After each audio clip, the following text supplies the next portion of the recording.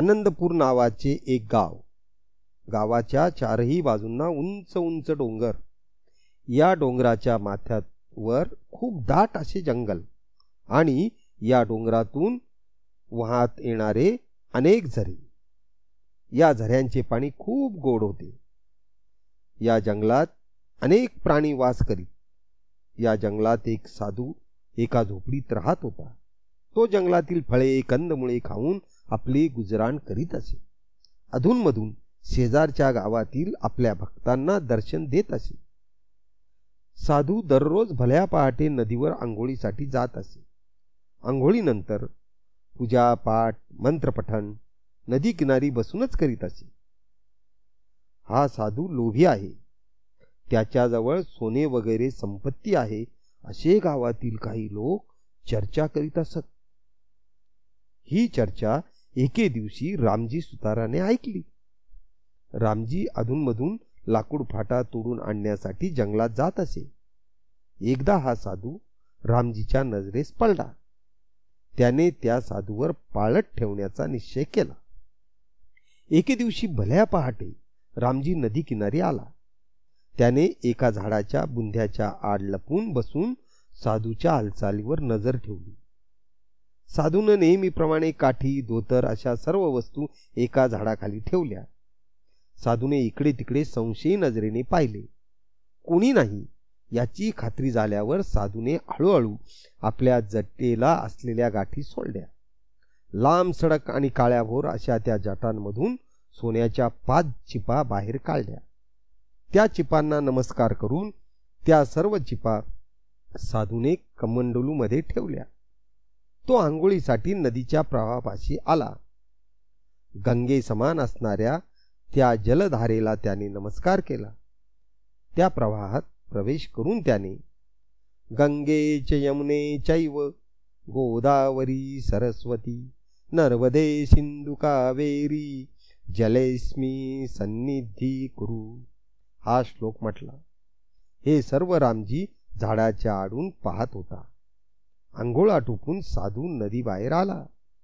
आपल्या जटा कोरड्या केल्या आणि त्या 5ही चिपा पुन्हा आपल्या जटेत लपविल्या.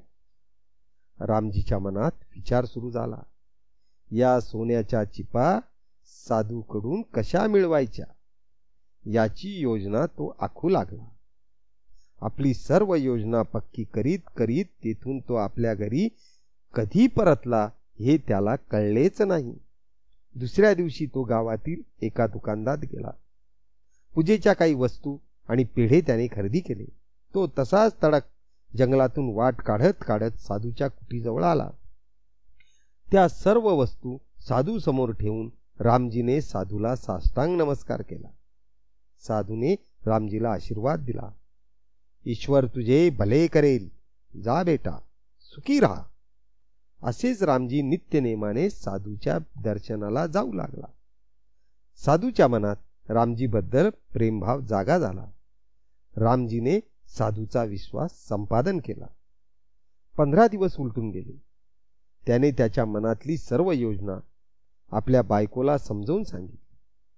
बायकोने आजारी असल्याचे सोंग घ्यायचे आणि तिची अंतिम इच्छा पूर्ण करण्यासाठी साधूला आपल्या घरी आमंत्रित करायचे असे ठरले.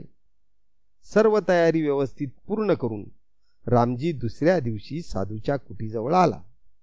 साधू महाराज, मला वाचवा, माझ्या बायकोला वाचवा, मला बर्बाद होण्यापासून वाचवा अशी विनवणी साधूपाशी रामजीने केली. बायको अत्यवस्थ आहे, तिची अंतिम इच्छा आहे, आपण माझ्या घरी चलावे अशी विनंती रामजीने साधूला केली. साधू लोभी होता. दान धर्म म्हणताच तो लगेच तयार झाला. साधू रामजीच्या घरी आला. सडा रांगोळ्या घालून घर प्रसन्न करण्यात आले होते. फुलांच्या माळा लावण्यात आल्या होत्या. पूजेची सर्व तयारी पूर्ण झाली होती. पाने फळे फुले नारळ उदबत्ती कापूर सर्व साहित्य तयार होते. पूजा सुरू झाली. गावातील बरीच मंडळी जमली. इकडे पूजा चालू असताना रामजी आपल्या घरात काहीतरी शोधत होता. तो इकडून तिकडे पळापळ करीत होता. त्याची धावपळ धोंडीबाच्या लक्षात आली. काय रे रामजी, काय झालं, काय शोधतोस?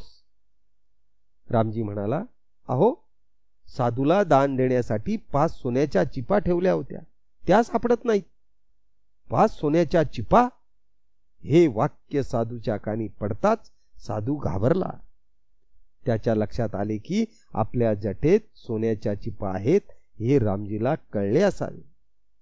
साधूने घाईघाईने पूजा कशीबशी आटोपली आणि तो लगेच परतायची तयारी करू लागला. इकडे गोंधळ अधिकच वाढला.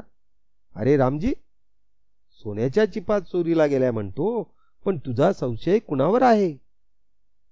त्यावर रामजी म्हणाला, माझा संशय या साधूवरच आहे.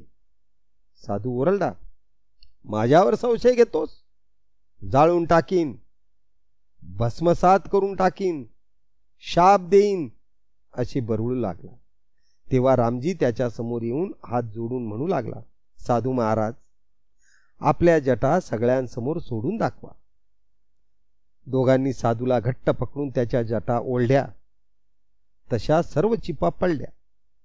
चिपा गोळा करून रामजीला देण्यात आला. साधूला सर्वांनी भरपूर चोप दिला.